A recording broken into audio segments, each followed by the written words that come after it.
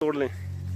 ये जनाब ताज़ा खुबानियाँ कर दो कि हम लोग खामोश की तरफ जा रहे हैं। और खामोश जो है वो पता नहीं खामोश का मतलब क्या है, लेकिन मुझे तो ये समझ में आ रहा है कि खामोश का मतलब कभी भी ना आने वाला। क्योंकि हम तकरीबन 2 घंटे से मुसलसल बाइकें दौड़ा रहे हैं और जिधर पूछते हो कहते जी अभी 2 घंटे और बाकी है। ये बच्चा तेले में मज़ा आ रहा है। मनसोका में हमने पानी एंजॉय किया, खूबसूरत।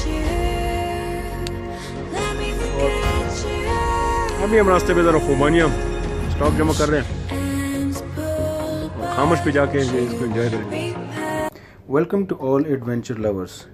एडवेंचर बाइकर्स AB ग्रुप को सर्च कीजिए, सब्सक्राइब कीजिए और साथ में बेल आइकन को लाजमी ऑन कीजिएगा ताकि हमारे आने वाली तमाम वीडियोस की अपडेट्स आपको मिलती रहें। बच्चे क्या नाम है? फिदा अली नाम है।